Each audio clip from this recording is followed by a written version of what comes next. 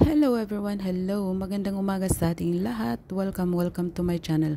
So, itong kamote guys is galing ng Pilipinas while ito siya is from Japan which I bought from the market.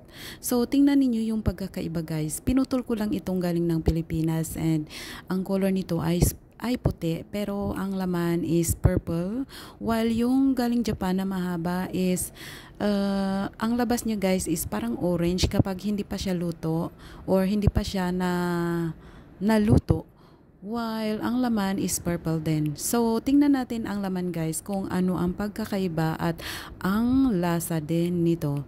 Kaya if you are new to my channel, please consider subscribing and hit that notification bell so you'll be notified whenever I uploaded a new video.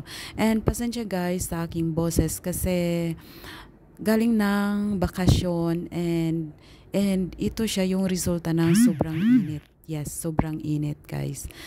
And papasok ka sa malamig. Kaya ito siya, medyo okay na ang aking boses.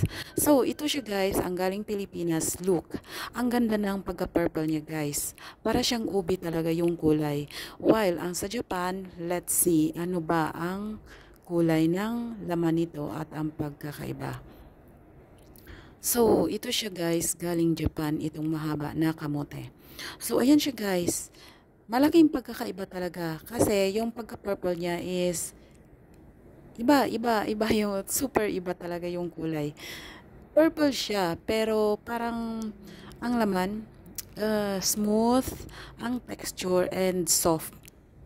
While itong galing Pilipinas is solid siya guys. Smooth din siya and medyo matamis-tamis pero solid ang laman. Yes. Pero itong kamote ng Japan is lasaw. Anong tawag guys? Kung magtimpla ka guys ng kape or gatas, parang lasaw ba?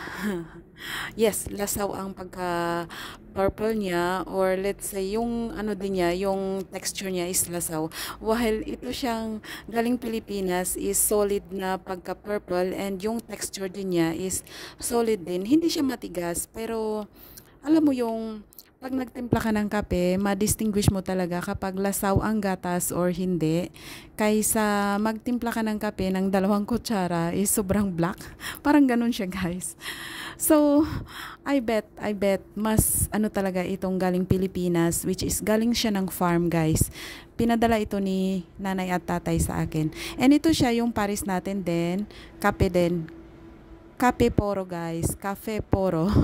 Yung pinagiling na kape or roasted na coffee tapos nilaga ko lang siya nilagyan ng condensed milk. Kaya ganito siya guys yung kulay. Medyo mapait-pait siya dahil 2 kutsara ang nilagay ko. So, if you'd like any of my videos, please consider sharing it to your any social media platform. So, ito siya guys. And ginamitan ko lang siya ng strainer para pag inom ka, malinis siya.